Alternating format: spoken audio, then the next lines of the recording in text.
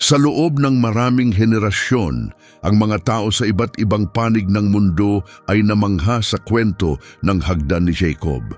Ang salitang Jacob's Ladder ay naging tanyag at nagsilbing inspirasyon para sa maraming aklat, pelikula at maging mga imbensyon.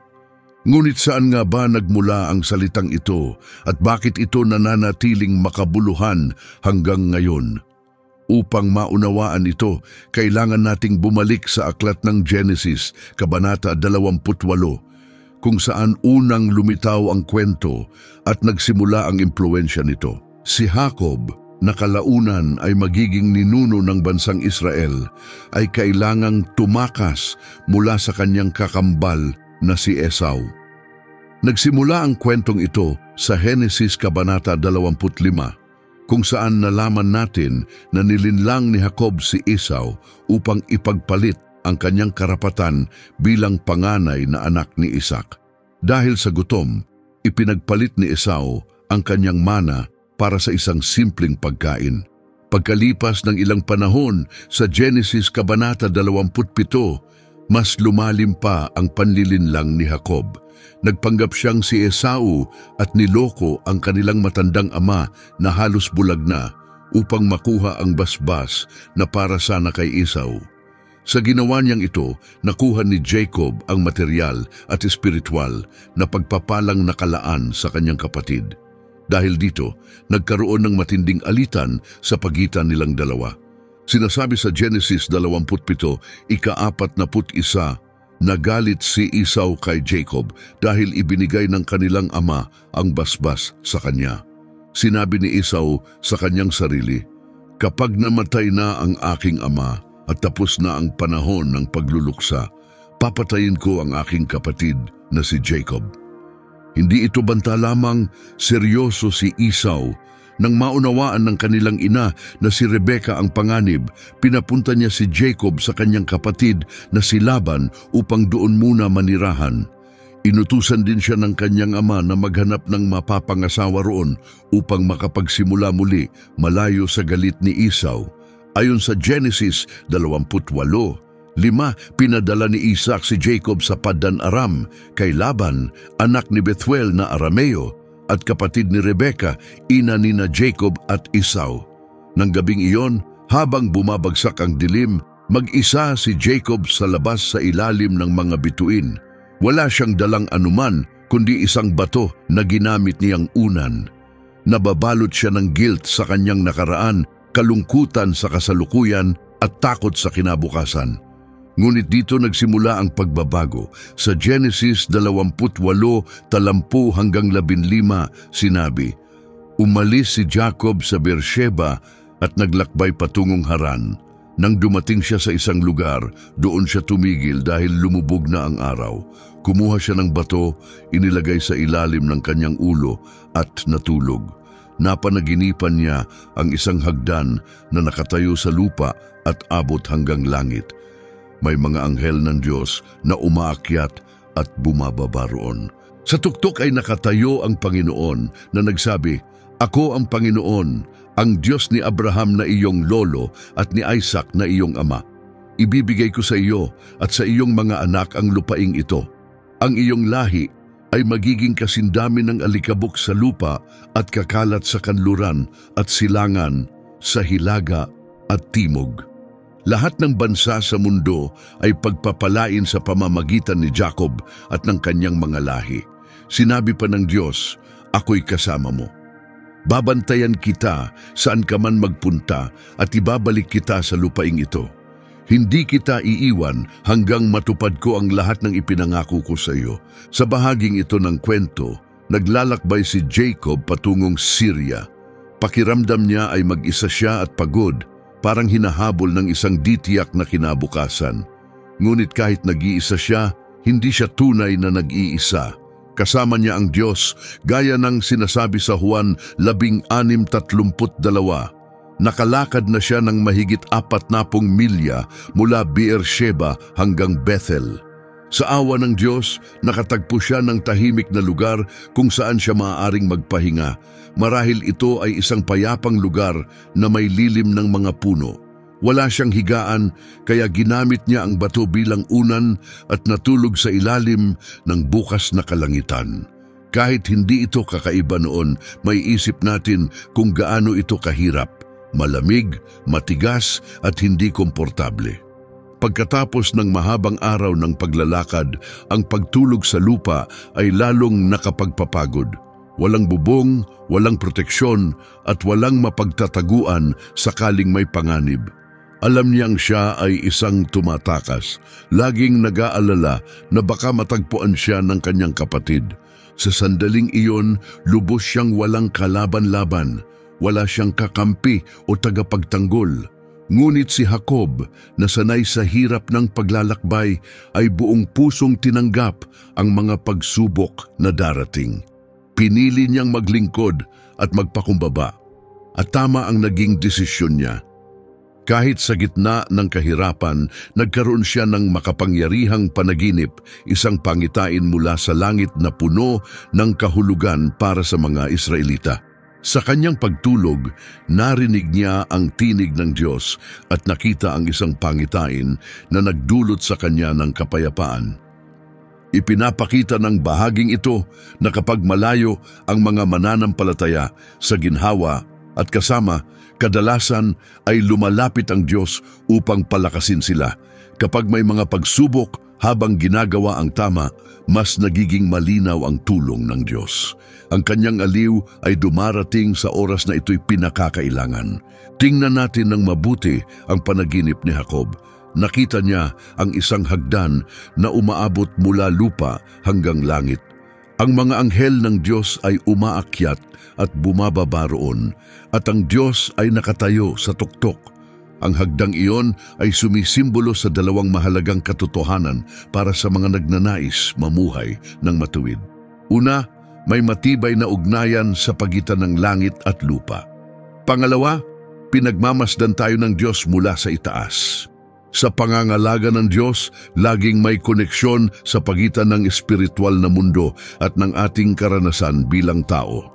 Ang mga bagay na itinakda sa langit ay nagaganap dito sa lupa at walang nangyayari na hindi alam ng Diyos. Ang kanyang mga plano ay dahan-dahang natutupad. Ang mga anghel ay tapat na tagapaglingkod, nagsasagawa ng kanyang kalooban at nagbibigay ng tulong at patnubay. Sa kanyang karunungan, ginagabayan ng Diyos ang lahat ng bagay upang matupad ang kanyang dakilang layunin.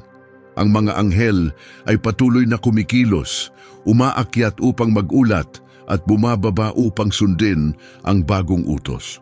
Walang tigil ang kanilang paglilingkod. Itinuturo nito sa atin na maging masigasig sa paggawa ng kalooban ng Diyos tulad ng mga anghel.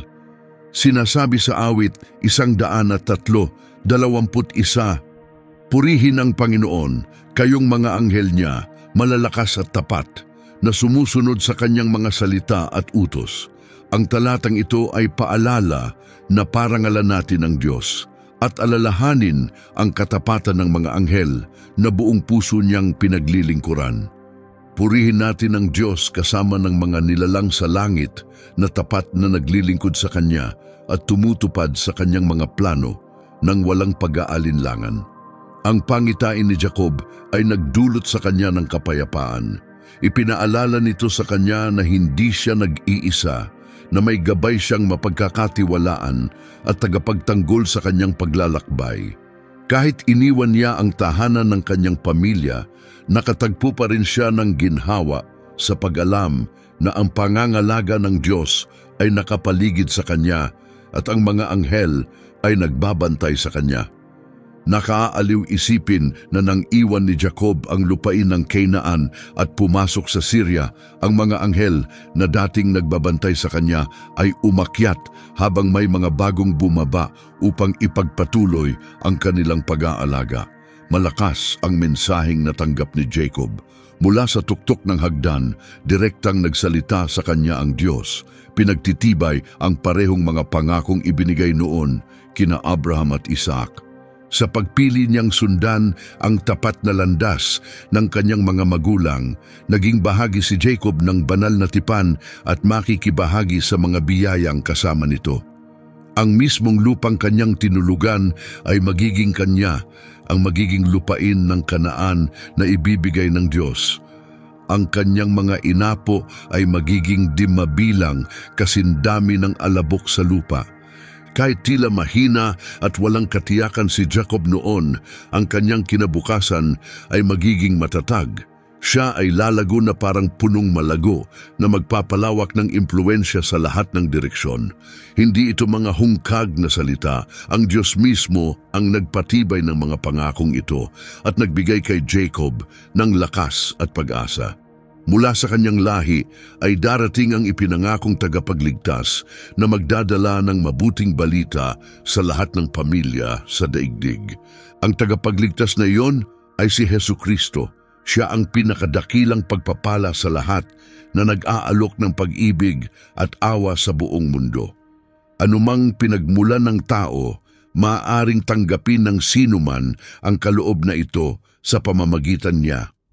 Ang mga tanging hindi nakatatanggap nito ay yaong sadyang lumalayo. Sa Genesis 28:15, nagbigay ang Diyos kay Jacob ng mga bagong pangako na akma sa kanyang kalagayan. Takot siya, lalo na sa maaring gawin ni Esau, ngunit tiniyak ng Diyos ang kanyang proteksyon. Itinuturo nito ang isang mahalagang katotohanan: ang sinumang pinipili ng Diyos na kanyang ingatan ay laging ligtas, anuman ang panganib. Mahaba at mahirap ang paglalakbay ni Jacob. Siya ay nag-iisa, walang tiyak na direksyon at patungo sa lugar na hindi pa niya nakikita. Ngunit nagsalita ang Diyos at sinabi, "Kasama mo ako." Ito ay pangakong maaari nating panghawakan. Saan man tayo magpunta, kung kasama natin ang Diyos, hindi tayo kailanman tunay na nag-iisa. Kahit hindi pa nakikita ni Jacob ang mga pagsubok na naghihintay, alam na ito ng Diyos at inihahanda siya. Iyon ang dahilan kung bakit ipinangako ng Diyos kay Jacob na iingatan niya siya saan man siya pumunta.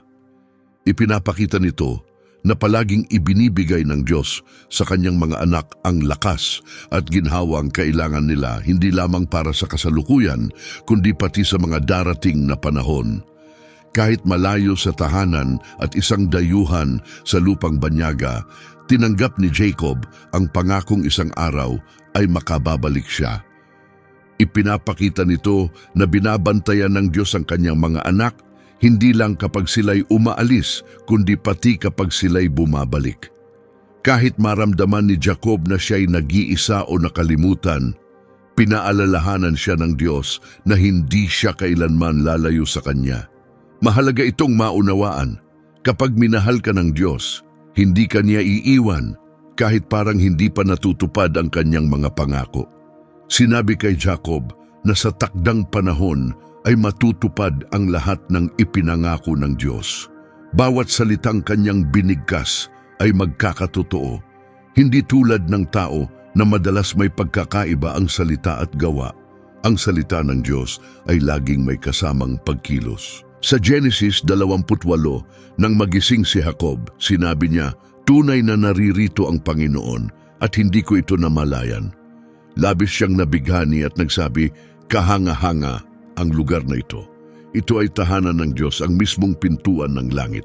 Kaya kinaumagahan, kinuha ni Jacob ang batong ginamit niyang unan, itinayo ito bilang palatandaan at binuhusan ng langis. Pinangalanan niya ang lugar na iyon na Bethel, na ang ibig sabihin ay bahay ng Diyos. Noon ang pangalan ng lungsod ay Luz. Nang araw na iyon, nanumpa si Jacob. Sinabi niya, "Kung mananatiling kasama ko ang Diyos, iingatan ako sa paglalakbay na ito, bibigyan ako ng pagkain at damit, at ibabalik akong ligtas sa aking tahanan, kung gayon ang Panginoon ay magiging aking Diyos, at ang batong ito na itinayo ko ay magiging tanda ng kanyang kabanalan. Sa lahat ng ibibigay mo sa akin, ibabalik ko ang 10 bahagi sa iyo." Mahalagang tandaan na hindi nanalangin o humiling si Jacob nang magpakita sa kanya ang Diyos, natutulog siya noon. Ipinapaalala nito sa atin na ang Espiritu ng Diyos ay kumikilos ng malaya tulad ng hangin. ang kanyang biyaya ay hindi nakasalalay sa ating mga gawa. Ngunit nang magising si Jacob, hindi niya binaliwala ang karanasang iyon. Iningatan niya ito sa kanyang puso at hinayaan itong baguhin ang kanyang buhay. Maaaring isipin natin siyang nagising na may panibagong lakas, gaya ng sinabi ng propetang si Jeremias na ang kanyang pagtulog ay naging matamis at mapayapa. Ipinapakita ng bahaging ito ang taos-pusong debosyon ni Jacob sa Diyos. Labis siyang naantig sa mga palatandaang nagpapakita na naroon ang Diyos. Muli niyang sinabi ng may pagkamangha, "Tunay na naririto ang Panginoon at hindi ko ito nalaman." Genesis 28:16. Kapag ipinakilala ng Diyos ang kanyang sarili, ito'y may kasamang malinaw na mga tanda, mga katotohanang hindi maikakaila. Alam ng Diyos kung paano ipakita ang kanyang presensya sa makapangyarihang paraan na nagdudulot ng kapayapaan at katiyakan sa mga nagtitiwala sa Kanya. Ito ay nararamdaman sa kaluluwa, patunay na tunay siyang kasama nila. Ang ganitong uri ng kapayapaan ay mahirap ipaliwanag sa iba, ngunit ganap na totoo para sa nakararanas nito. Minsan, nasusumpungan natin ang Diyos sa mga lugar na hindi natin inaasahan. Maaring maranasan natin ang kanyang presensya sa mga sitwasyong hindi natin hinahanap. Walang lugar na hindi maaaring maging tagpuan ng Diyos. Maging sa abalang lungsod, sa tahimik na disyerto, sa ating tahanan, sa bukid, sa tindahan, o habang naglalakad sa kalsada, maaari tayong manatiling konektado sa langit kung bukas ang ating puso at patuloy tayong nananalig. Ipinakita ni Jacob ang malalim na kababaang loob. Sa halip na magyabang dahil sa kahangahangang pangitain, napuno siya ng paggalang at banal na takot. Mahalaga ring tandaan na habang lalo tayong lumalapit sa Diyos, mas nararamdaman natin ang pangangailangang lumapit sa Kanya ng may pagpapakumbaba at paggalang. Kapag ipinapakita ng Diyos ang Kanyang sarili sa tao, mas nauunawaan nila ang kanilang kaliitan. Natututo silang tunay na igalang ang kapangyarihan at kabutihan ng Diyos. Ang Kanyang presensya ay nagiging pinakatotoo sa mga lugar kung saan ibinabahagi at pinagtitibay ang Kanyang mga pangako. Noon, ito ay sa pamamagitan ng mga anghel. Ngayon, nakikilala natin siya sa pamamagitan ng pagsamba at mga espiritual na gawain kung saan patuloy siyang nagpapahayag ng Kanyang sarili. Iyan ang dahilan kung bakit dapat tayong lumapit sa Diyos ng may labis na paggalang. Alam nating siya ay makatarungan at banal, at kilalanin din natin na tayo ay may mga kahinaan at nangangailangan ng Kanyang awa. Gumawa si Jacob ng paraan upang maalala ang nangyari sa kanya sa dalawang paraan. Una, itinayo niya ng patayo ang batong ginamit niyang unan. Hindi dahil banal ang bato, kundi upang markahan ang lugar kung saan siya pinagpala ng Diyos. Umaasa siyang makabalik balang araw at magtayo ng altar doon gaya ng ginawa ni Abraham sa mga lugar kung saan nagpakita sa kanya ang Diyos. Hindi niya ito agad nagawa dahil sa oras, ngunit ang bato ay nagsilbing paalala ng pangitaing natanggap niya. Binuhusan din ni Jacob ng langis ang bato. Noon, ito ay paraan ng pagtatalaga ng isang lugar sa Diyos. Ipinakita nito ang kagustuhan niyang bumalik at magtayo ng altar bilang pasasalamat. Tinupad niya ang pangakong iyon. Ipinapaalala nito sa atin na ang paggawa ng kabutihan sa kapwa at paggalang sa Diyos ay parehong tungkulin na hindi natin dapat kalimutan. Pinalitan din niya ang pangalan ng lugar bilang Bethel, na nangangahulugang bahay ng Diyos dahil doon niya naranasan ang presensya ng Diyos. Ang nagbigay ng kabanalan sa lugar ay hindi ang tanawin nito, kundi ang pagkakatagpo niya sa Diyos roon. Naging sagradong lugar ang Bethel kung saan nagsalita ang Diyos kay Jacob at patuloy na nangungusap sa mga puso hanggang ngayon. Naranasan ni Jacob ang isang makapangyarihan at personal na pagdalaw mula sa langit. Ipinaalala sa kanya ng Diyos ang mga dating pangako at muli nilang pinagtibay ang tipan.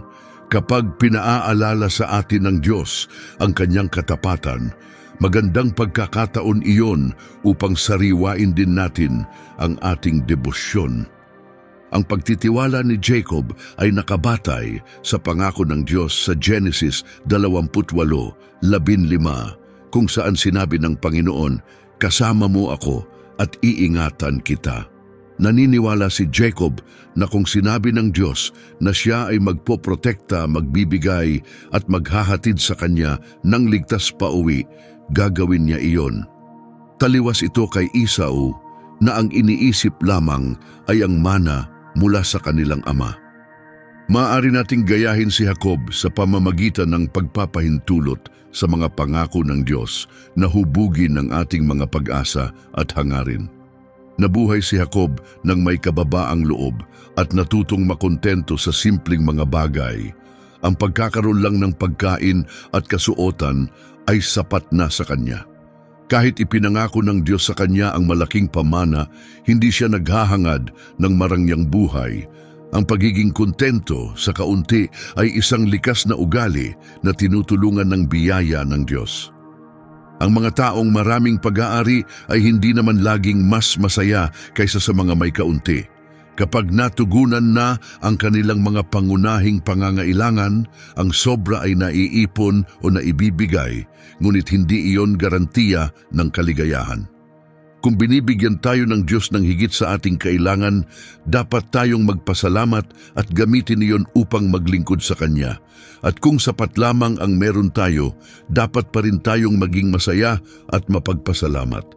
Ipinapakita ng bahaging ito ng kwento ni Jacob kung gaano siya nagtitiwala sa Diyos at kung gaano katapat ang kanyang panalangin sa paghiling ng proteksyon at presensya ng Diyos. Madali lang ang aral. Kung kasama natin ang Diyos, wala na tayong kailangan pa upang maging ganap at payapa. Kapag pumasok tayo sa hindi tiyak na mga sitwasyon, nagbibigay ginhawa ang pagkakaroon ng gabay na nakaalam ng daan, tagapagtanggol na mag-iingat sa atin at mabuting kasama sa paglalakbay. Ang pagkakaroon ng Diyos sa ating tabi ay nangangahulugang taglay natin ang lahat ng ito sa pinakamainam na paraan.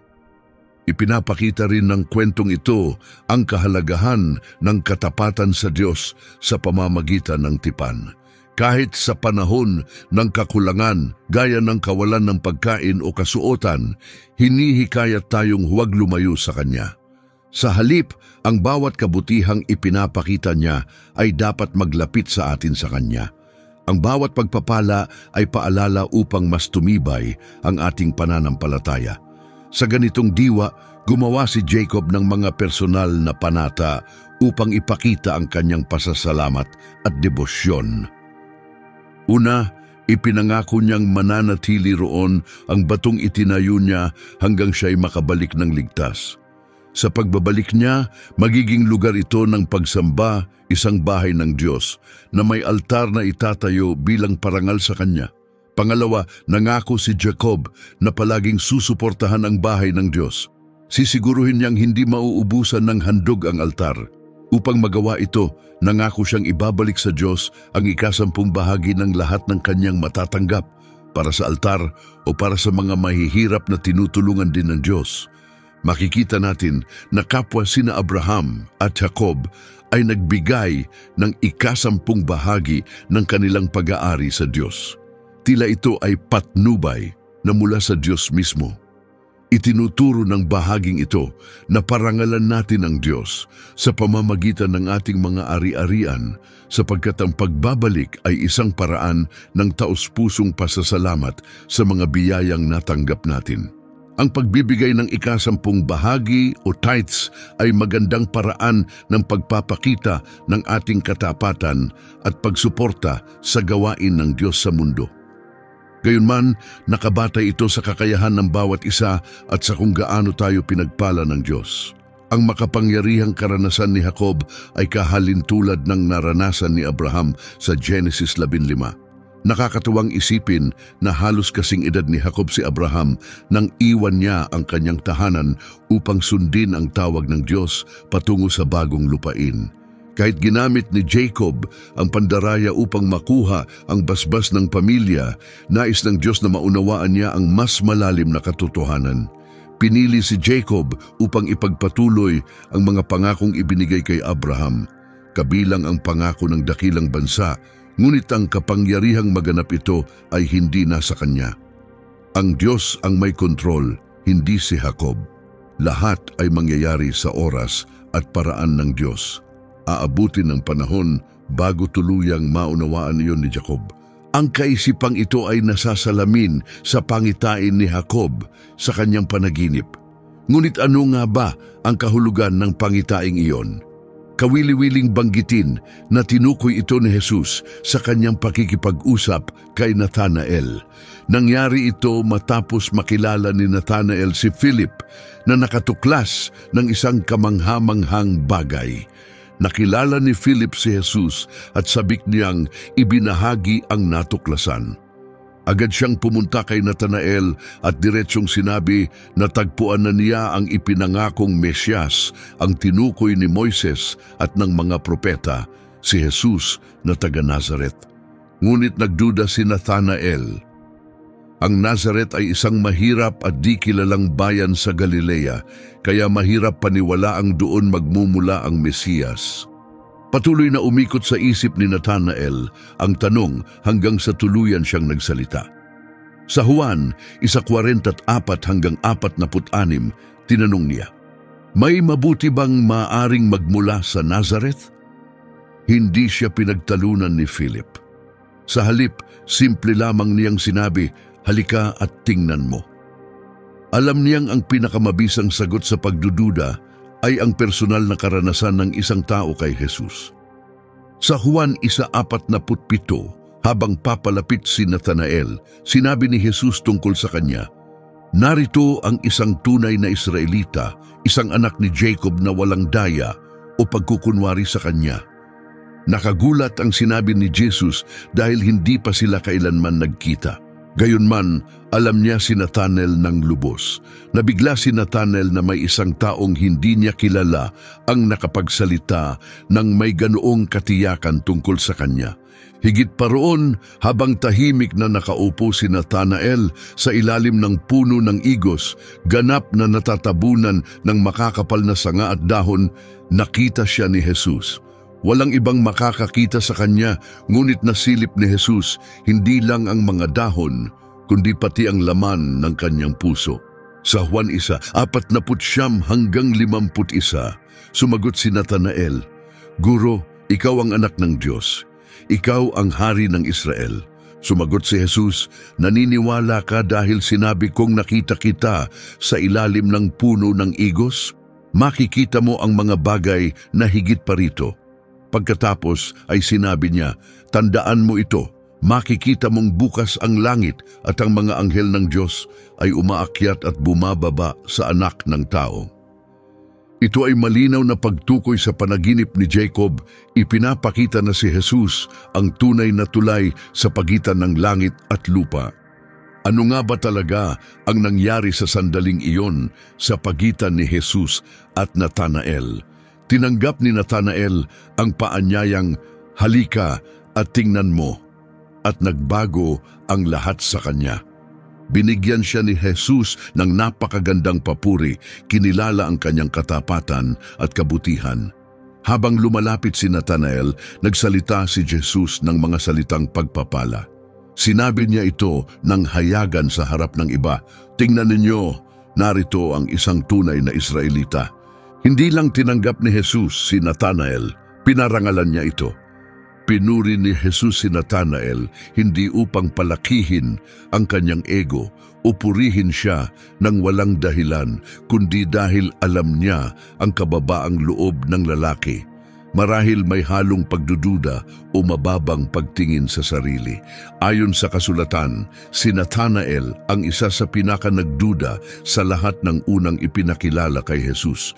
Ngunit hindi iyon itinuring ni Jesus na kasalanan laban sa kanya. Sa halip, Nakita ni Jesus ang katapatan ng puso ni Nathanael. Hindi niya siya sinermonan dahil sa kanyang pag-aalinlangan. Hindi rin siya nagpakita ng sama ng loob sa pagsasabing walang mabuting nanggagaling sa kana, ang maliit at halos di pinapansing bayan sa Galilea kung saan siya mismo nagmula. Sa katunayan, sinasabi sa Juan 21:2, magkasama sina Simon Pedro, Tomas, na tinatawag ding Didymus, Nathanael na taga-Kana sa Galilea, ang mga anak ni Zebedeo at 2 pang alagad. Ipinapaalala nito sa atin ang habag at pagtitiis ni Jesus. Pinapatawad niya ang ating mga kahinaan at tinatanggap tayo anuman ang ating nakaraan. Ang kanyang halimbawa ay nagtuturo sa atin na tratuhin ang iba sa parehong paraan. Kahit ang mga nagsalita ng masama tungkol sa atin, pinuri niya ang katapatan ni Nathanael sa mga salitang, narito ang isang tunay na Israelita. Tanging si Jesus lamang ang ganap na nakakakilala sa lalim ng pagkatao ng isang tao. Tayong mga tao ay maaari lamang maghangad na makita ang kabutihan sa iba. Kahit ang isang tao ay kabilang sa bansang Israel, hindi ibig sabihin ay tunay siyang tagasunod ng Diyos. Gaya ng sinasabi sa Roma 10:6, hindi lahat ng nagmula sa Israel ay tunay na Israel. Sinabi rin ni Jesus na si Nathanael ay walang daya. Ang ganitong uri ng tao ay hindi lamang tunay na Israelita, kundi isa ring tapat na mananampalataya. Siya ay matapat sa kapwa, malinaw sa kanyang mga kilos at mapagkakatiwalaan. Tapat din siya sa pagtalikod sa kasalanan at sa kanyang debosyon sa Diyos. Walang pagkukunwari o kasinungalingan sa kanya. Sinasabi sa awit 32:2, mapalad ang taong hindi binibilang ng Panginoon ang kanyang kasalanan at sa espiritu niya ay walang daya. Hindi sinasabi rito na ang tao ay perpekto o walang kasalanan, kundi siya ay walang pagkukunwari.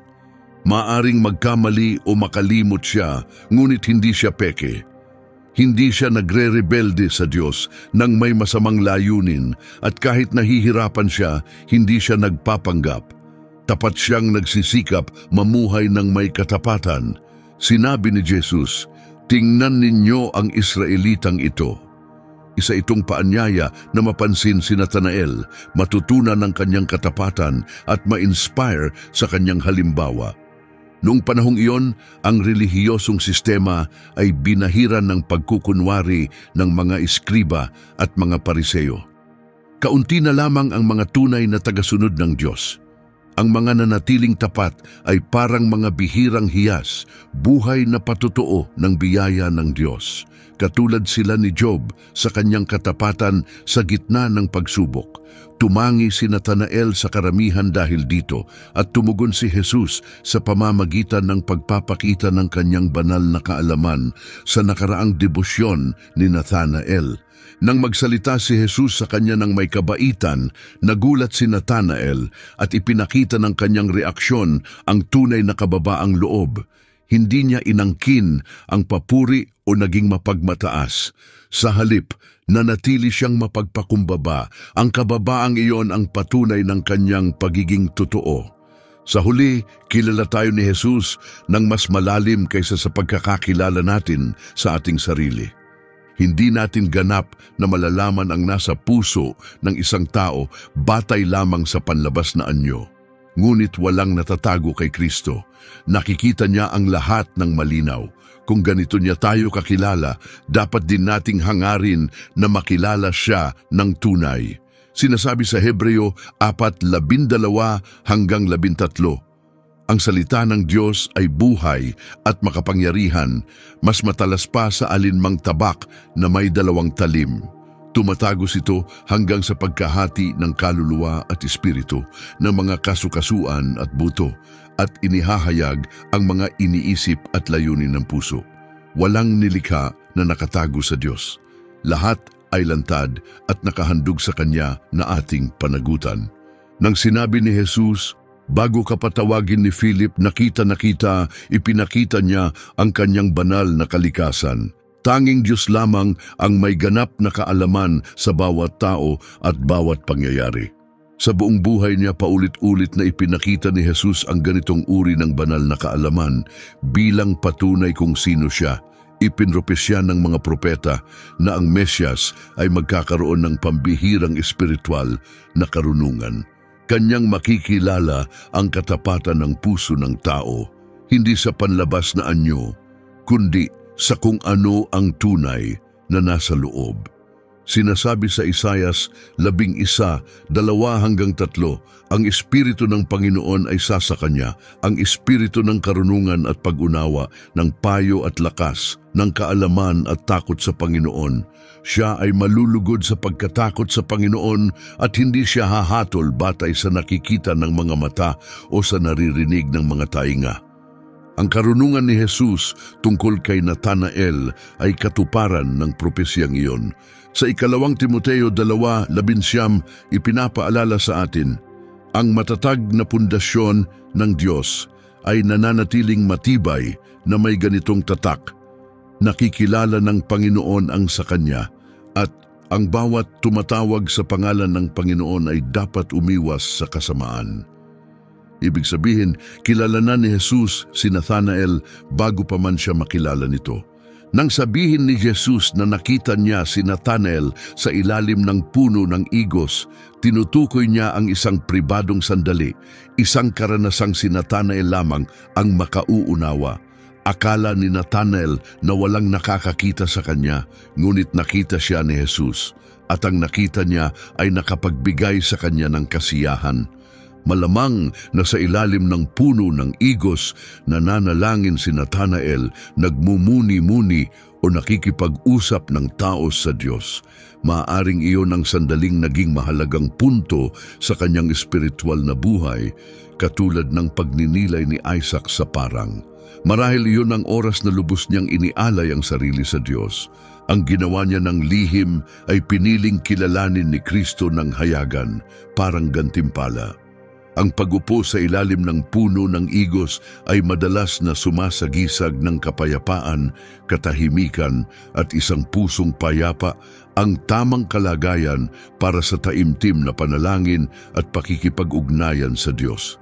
Ipinapakita rin ito sa Mikas 4:4, bawat isa ay uupo sa ilalim ng kanyang ubas at puno ng igos, at wala nang sino mang magpapatakot sa kanila sapagkat ang Panginoon ang nagsalita.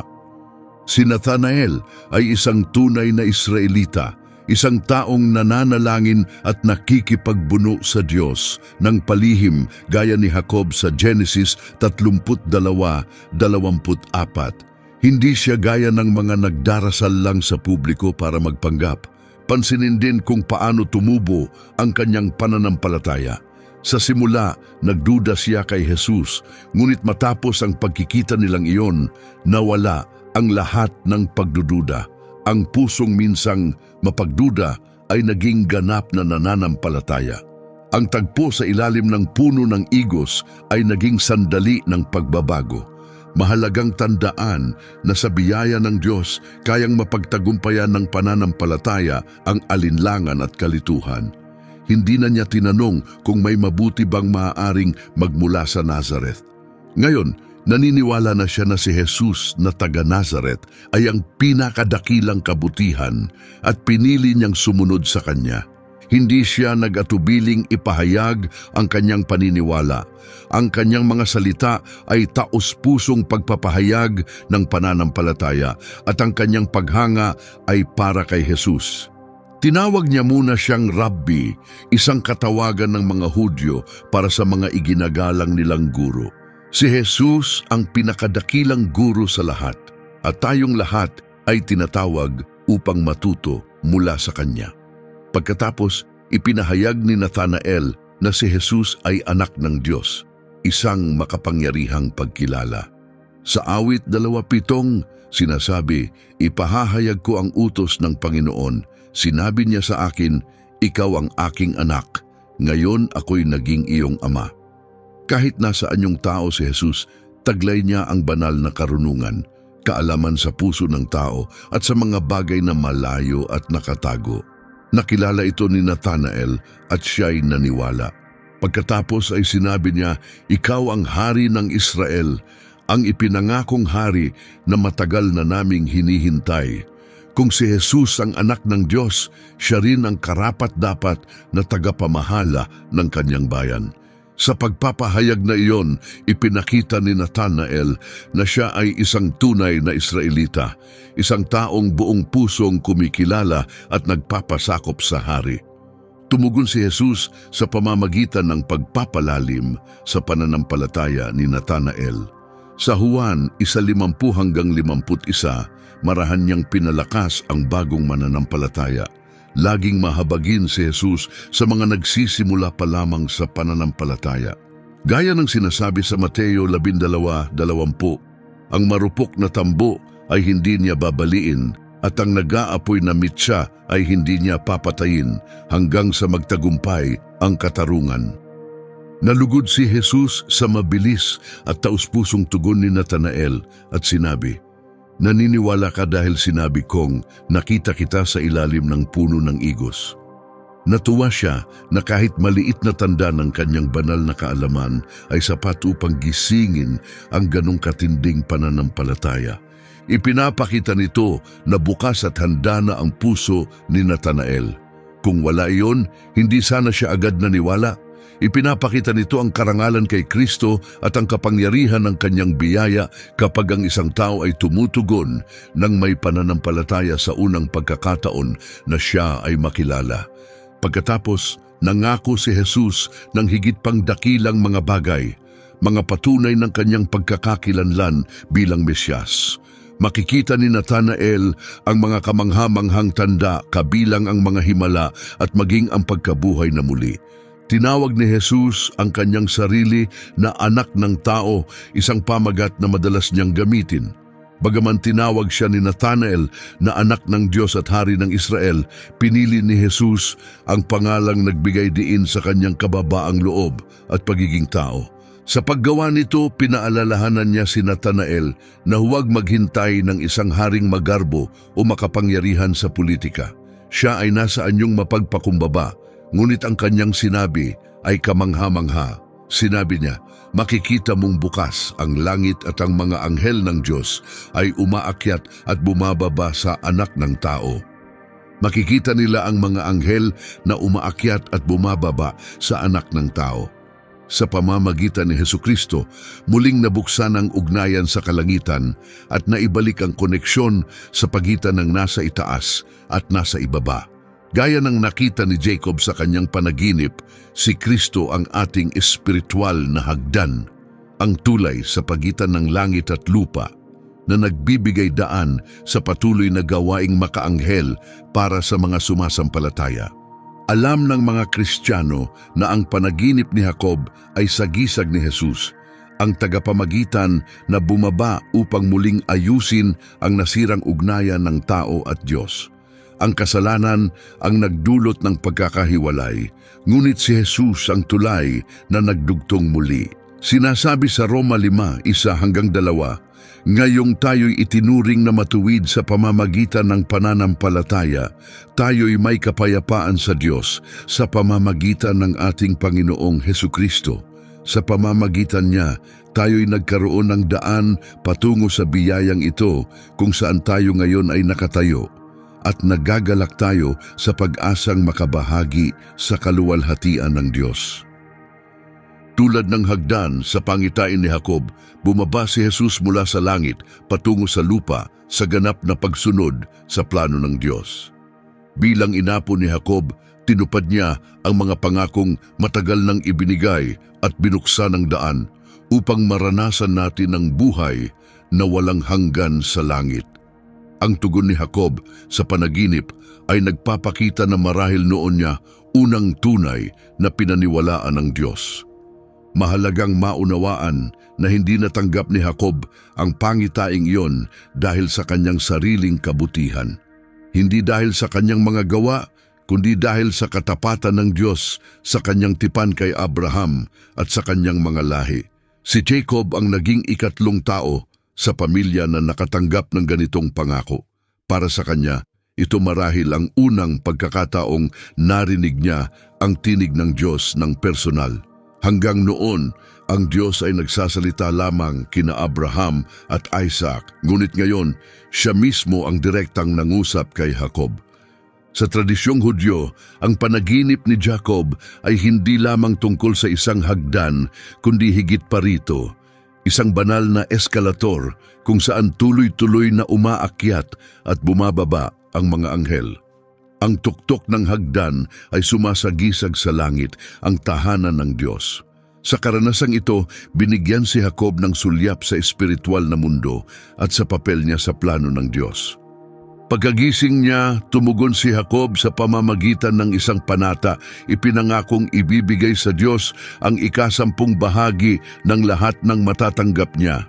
Ang gawaing ito ay nagpapakita ng pasasalamat at pagkilala sa kapangyarihan ng Diyos sa kanyang buhay. Ang unang kabanata ng Ebanghelyo ni Juan ay napakamakapangyarihan. Itinatag nito ang tagpo sa pamamagitan ng pagpapahayag na ang salita si Jesus ay naging tao at nanahan sa gitna natin. Si Jesus ay ganap na Diyos at ganap na tao. Ipinapakita sa atin ng Ama sa paraang walang sino mang iba ang makakagawa. Sa buong kabanata 1 ng Juan, makikita natin ang iba't ibang patotoo. Ipinahayag ni Juan Bautista na si Jesus ang naglalahad ng Diyos. Ipinahayag ni Andres na siya ang Mesiyas. Nakita ni Felipe na siya ang katuparan ng mga propesiya. At kinilala ni Nathanael na siya ang anak ng Diyos at tunay na hari ng Israel. Ang Ebanghelyo ni Juan ay ipinakikita si Jesus hindi mula sa lupa pataas, kundi mula sa langit pababa. Paglaon sa Ebanghelyong ito, nakipagtagpo si Jesus sa isang babae sa balon ni Jacob. Ang kanilang pag-uusap ay tumalakay sa tanong kung saan talaga nananahan ang presensya ng Diyos, sa bundok ba o sa Jerusalem.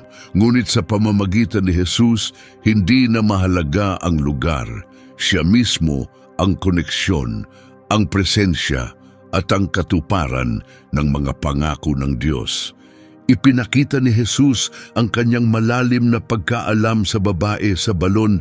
Alam niya ang mga detalye ng buhay nito na walang ibang nakaalam. Ang tanong ng babae ay may bigat. Higit ka ba sa aming ninunong si Jacob? 1:4-12. Ang sagot ay malinaw. Oo, higit na dakila si Jesus kaysa kay Jacob. Hindi lang siya nag-alok ng tubig, nag-alok siya ng tubig na nagbibigay buhay. Sa katunayan, siya mismo ang pinagmulan nito. Hindi lamang siya isang taong nanaginip ng hagdang nagdurugtong sa langit at lupa. Siya mismo ang hagdang iyon. Ang buong kasaysayan ng paglikha ay patungo sa isang hinaharap kung saan muling magtatagpo ang langit at lupa. Gaya ng sinasabi sa Pahayag 21:3, narinig ko ang malakas na tinig mula sa trono na nagsasabi, tingnan ninyo, ang tahanan ng Diyos ay nasa piling na ng mga tao at siya'y maninirahan kasama nila. Sila'y magiging kanyang bayan at ang Diyos mismo ay sasa kanila. Ang presensya ng Diyos, iyan ang tunay nating hinahangad. Maaring kapaki-pakinabang ang teknolohiya, ngunit hindi ito ang ating tagapagligtas. Nakabawas man sa pagdurusa ang pag-unlad ng ekonomiya, hindi pa rin nito natugunan ang ating pinakamalalim na pangangailangan.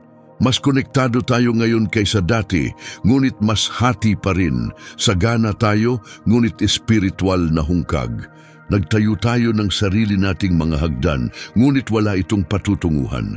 Bawat anak ng Diyos ay nakararanas ng mga sandaling tila lumalayo ang Diyos. Parang isang may-ari ng bahay na pansamantalang lumisan, ngunit may balak bumalik. Nandoon pa rin ang kanyang mga kagamitan, hindi nagalaw ang mga ari-arian. Hindi niya iniwan ang tahanan, hindi lang siya nakikita sa ngayon. Babalik siya. Nauunawaan natin na minsan ay hinahayaan ng Diyos ang mga panahon ng katahimikan o pagkatuyo upang palaguin ang ating pananampalataya. Pinadadalisay tayo ng mga pagsubok, gaya ng apoy na nagpapadalisay ng ginto. Tinuturuan tayo nitong maging matatag, magtiwala ng mas malalim at maging ganap sa ating spiritual na paglakad. Isinulat ni David ang tungkol sa kagalakang tanging alam ng mga tapat, isang kagalakang paunang lasa lamang ng ganap na kaligayahang naghihintay sa atin sa kawalang hanggan kapag nakita na natin ang Diyos ng harapan. Sinasabi sa awit 16, talata 11, "Ituturo mo sa akin ang daan ng buhay. Sa iyong presensya ay may ganap na kagalakan. Sa iyong kanan ay mga kasiyahang walang hanggan." Si Jesus ay makikita sa buong aklat ng Genesis, maging sa kwento ng paglikha mismo.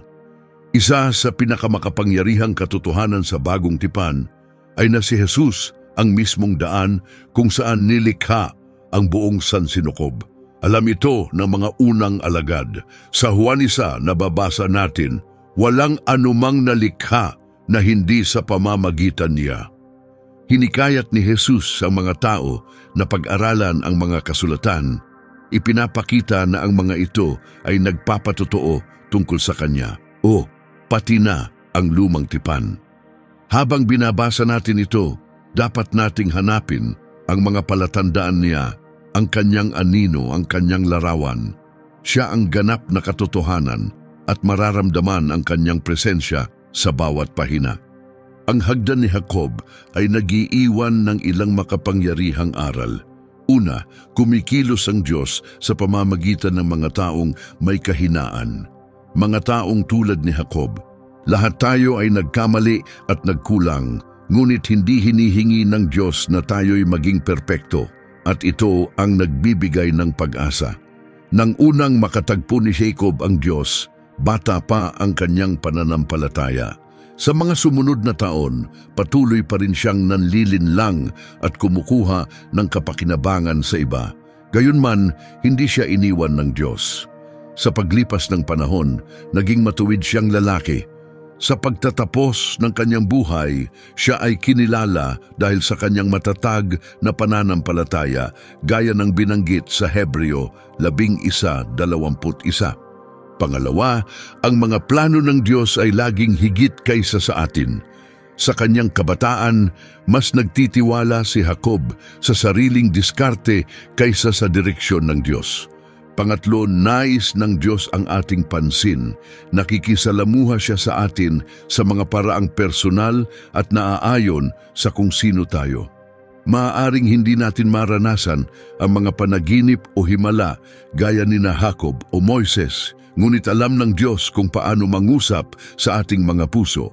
Minsan, ito ay sa anyo ng kapayapaang nararamdaman natin matapos gumawa ng isang desisyon, at kadalasan, doon natin nalalaman na ginagabayan tayo ng Diyos. Inalala ni Jacob ang sandaling narinig niya ang tinig ng Diyos sa pamamagitan ng pagtatayo ng isang bato bilang paalala. Sa parehong paraan, maaari rin tayong magkaroon ng sariling paraan gaya ng pagsusulat ng mga pangyayari upang magpasalamat at magnilay sa gabay ng Diyos. Pang-apat, hinahangad ng Diyos ang ating pagtitiwala at kahandaang sumunod sa Kanya. Kahit nakita ni Jacob ang Diyos na nakatayo sa tuktok ng hagdang mula sa langit at narinig ang kanyang mga kamanghamanghang pangako, naging maingat pa rin ang kanyang tugon. Gumawa siya ng panata gaya ng nakasaad sa Genesis 28, talata 20 hanggang 22. Kung ang Diyos ay mananatiling kasama ko at iingatan ako sa paglalakbay na ito, bibigyan ako ng pagkain at kasuotan, at kung makababalik akong ligtas sa bahay ng aking ama, kung gayon ang Panginoon ay magiging aking Diyos. Ang batong itinayo kong ito ay magiging bahay ng Diyos, at sa lahat ng ibibigay mo sa akin, ibabalik ko sa iyo ang 10 bahagi.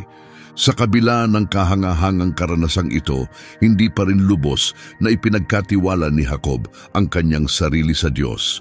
Mas madalas siyang umasa sa sarili niyang katalinuhan kaysa sa pagtitiwala sa Diyos. Gayunman, inalagaan pa rin siya ng Diyos, pinagpala, at sa bandang huli, ligtas na ibinalik sa kanyang tahanan. Ngunit nangyari lamang ito matapos niyang makipagbuno sa Diyos. Isang karanasang nagbigay sa kanya ng ganap na pagpapala at nagbukas sa kanyang pag-unawa sa kapangyarihan ng Diyos. Ngayon ihambing natin ang tore ng Babel at ang panaginip ni Jacob tungkol sa hagdan. Nakita ni Jacob ang tila isang hagdan o hagdanang paakyat na sumasagisag sa banal na ugnayan sa pagitan ng langit at lupa. Sa panaginip na ito, ang Diyos mismo ang lumikha ng tulay sa pagitan niya at ng sangkatauhan. Ito ay lubos na kabaligtaran ng mga tao sa Babel sa Genesis 11 na nagtangkang umabot sa langit sa sarili nilang lakas nang walang tulong ng Diyos. Sinabi nila, magpatayo tayo ng isang lungsod at ng isang tore na abot sa langit upang maging tanyag tayo at huwag tayong mangalat sa lupa. Ngunit bumaba ang Panginoon upang tingnan ang lungsod at ang tore. Sinabi niya, kung magagawa nila ito habang nagkakaisa at iisa ang wika, wala nang bagay na imposible sa kanila. Kaya't sinabi ng Diyos, alina paghaluin natin ang kanilang wika upang hindi sila magkaunawaan. At ganun nga ang nangyari. Ipinangalat ng Diyos ang mga tao sa buong mundo at natigil ang pagtatayo ng lungsod. Tinawag ang lugar na iyon na Babel sapagkat doon nilito ng Diyos ang kanilang wika. Mula noon, nagkawatak-watak ang mga tao sa buong daigdig. Ang pangalang Babel o Babilonia ay nagmula sa wikang Akkadian na nangangahulugang daan patungo sa Diyos. Kawili-wiling isipin na ang pangitain ni Jacob tungkol sa hagdan ay tinawag ding tarangkahan ng langit. Sa ika-4 na talata ng Genesis 11, sinasabi na nais ng mga tao na magtayo ng tore na abot sa langit. Kaya't habang maaaring mga hulugan ng Babel ng tarangkahan ng Diyos, ang tunay na daan patungo sa presensya ng Diyos ay sa pamamagitan lamang ng pananampalataya kay Hesukristo. Ang anumang pagtatangkang abutin ng Diyos gamit ang sariling lakas o gawa ay hahantong sa kabiguan. Ang tanging daan patungo sa langit ay sa pamamagitan lamang ng pananampalataya kay Kristo, at ang pagsubok na gawin ito sa sarili nating paraan ay laban sa layunin ng Diyos. Ang tore na itinayo ng mga tao ay bunga ng kapalaluan. Isa itong simbolo ng pagyayabang ng tao at ng kanyang kakayahan. Sa halip na sambitin ang kaidakila ng ating Diyos, ang sinasabi nila ay, tingnan ninyo kung gaano kami kadakila. Ngunit paulit-ulit na ipinapakita ng Biblia ang isang tema, ibinababa ng Diyos ang mga mapagmataas. Ang pagmamataas ay direktang salungat sa kalooban ng Diyos. Tanging ang kanyang pangalan lamang ang dapat itaas. Ngunit hanggang ngayon, patuloy pa ring nagre-rebelde ang tao. Pinapairal ang kapalaluan sa kanyang mga gawa. Sa halip na hanapin ang sariling kasikatan, tinatawag tayong itaas ang pangalan ni Jesus. Gaya ng sinasabi sa 2 Korinto 10:18, ang taong pinupuri ang sarili ay hindi siyang pinagtitibay ng Diyos, kundi ang pinupuri mismo ng Diyos. Sa susunod na kabanata ng Genesis, sinabi ng Diyos kay Abram, gagawin kong dakila ang iyong pangalan, at ikaw ay magiging pagpapala sa iba. Tinanggihan din ng mga taga-Babel ang plano ng Diyos sa isa pang paraan. Sa dulo ng talata 4, sinabi nila, magpatayo tayo ng tore upang hindi tayo mangalat sa lupa. Ngunit ang orihinal na plano ng Diyos ay para sa sangkatauhan na kumalat sa buong daigdig. Kaya sa pahayag nilang iyon, malinaw na ang kanilang layunin ay laban sa kalooban ng Diyos. Hindi ito dapat ikagulat. Ang tao ay laging lalaban sa kalooban ng Diyos, maliban na lamang kung siya ay binago ng kanyang biyaya sa pamamagitan ng pananampalataya kay Kristo. Ngunit malinaw sa kasulatan, ang mga plano ng Diyos ay laging natutupad. Hindi siya matitinag ng pagmamataas o pagre-rebelde ng tao. Isang kapansin-pansing tema sa kwento ay ang paulit-ulit na paggamit ng salitang halina. Sa talata 3, sinabi ng mga tao, halina, gumawa tayo ng mga tisa at lutuin natin ito ng maayos, at nagsimula silang magtayo ng tore patungong langit. Ngunit sa talata 7, sinabi rin ng Diyos, "Halina," ngunit sa pagkakataong ito, upang pigilan sila. Bumaba siya at pinatigil ang kanilang plano. Hindi ito naging mahirap para sa Diyos. Ginulo niya ang kanilang wika at pinangalat sila sa buong mundo. Isipin kung gaano ito kagulat-gulat. Biglang nagsalita ang mga tao ng iba't ibang wika, hindi na magkaunawaan. Para sa Diyos, madali lamang iyon. Hindi kailanman mapipigilan ng kanyang mga plano. Gaya ng sinasabi sa awit 33, talata 10 hanggang 11, winawasak ng Diyos ang mga layunin ng mga bansa at ginugulo ang mga plano ng tao. Ngunit ang kanyang sariling mga plano ay nananatili magpakailanman at ang kanyang mga layunin ay di nagbabago sa bawat salinlahi. Kahit gaano man kalaki ang pagtutol ng tao, walang kapangyarihang makakalaban sa walang hanggang manlilikha ang lumikha ng tao ayon sa kanyang wangis at humubog sa mundo at sa lahat ng naroroon. Sa parehong Ingles at Hebreo, malapit ang kahulugan ng mga pangalang Babel at Babylonia. Maliwanag sa Biblia na may malalim silang espiritual na ugnayan.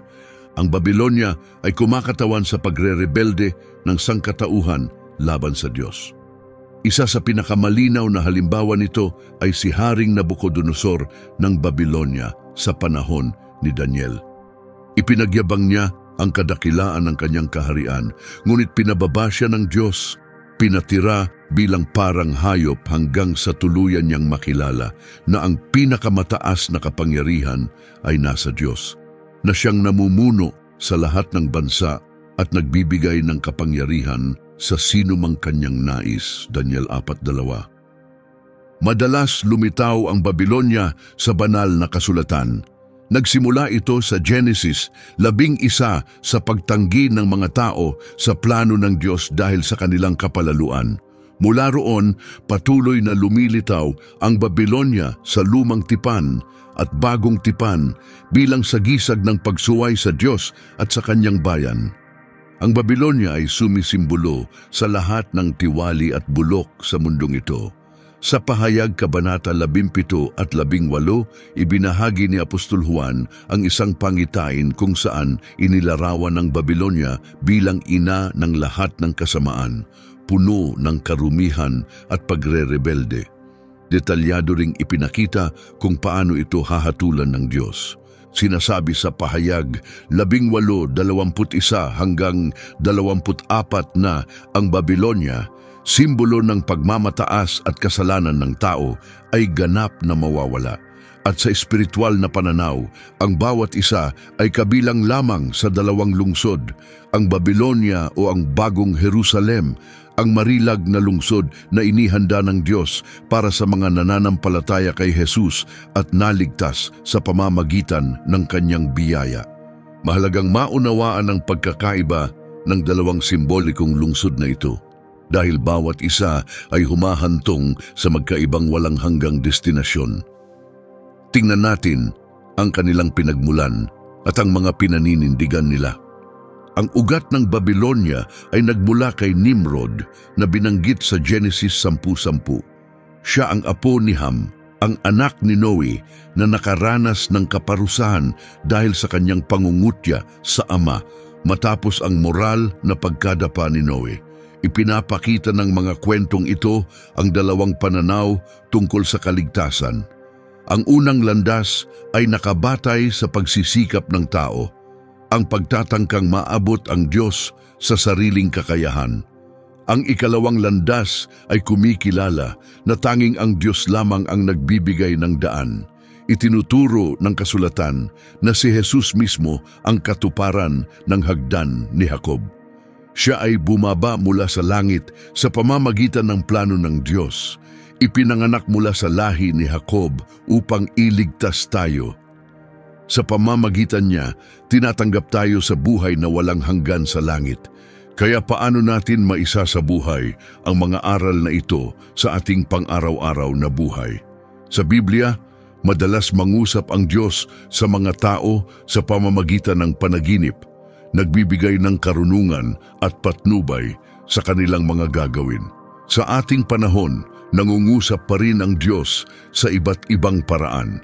Ang Biblia, ang kanyang nakasulat na salita, ay puno ng mga kwento tulad ng kay Jacob at nagbibigay sa atin ng malinaw na mga tagubilin kung paano niyang nais tayong mamuhay. Nangungusap din ang Diyos sa pamamagitan ng banal na espiritu.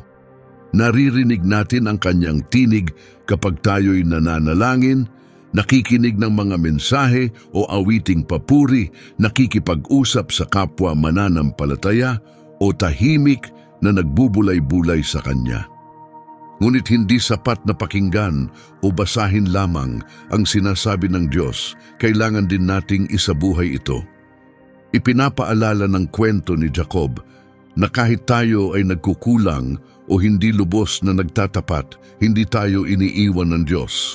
Matiyaga siyang naghihintay, inaanyayahan tayong ibigay sa Kanya ang ating buong puso. May isa pang mahalagang bagay sa bahaging ito ng kwento ni Jacob. Sa Ebanghelyo ni Juan, Kabanata 1 talata 51, ginamit ni Jesus sa unang pagkakataon ang makapangyarihang pananalitang ito. Tunay na sinasabi ko sa inyo. Sa orihinal na wika, ito ay Amen, Amen, sinasabi ko sa inyo. Ang dobleng pahayag na ito ay nagpapakita kung gaano kaseryoso at katiwa-tiwala ang mga salita ni Jesus. Bagaman ang pangalan ni Jacob ay naging kaugnay ng bansang Israel, ipinapahayag din ng Biblia ang mga mangyayaring panghinaharap sa Israel bago muling pagbalik ni Jesus. Maraming salamat sa pagsama sa amin ngayon. Naway nakatulong sa iyo ang video na ito upang higit mong maunawaan ang mensahe ng Diyos at makatagpo ng lakas sa iyong paglalakbay ng pananampalataya. Kung nakapagbigay ito sa iyo ng inspirasyon, hinihikayat ka naming i-like ang video, mag-subscribe sa aming channel at ibahagi ito sa iba na gustong matuto pa tungkol sa Biblia. Ikinagagalak din naming marinig ang iyong saloobin sa mga komento.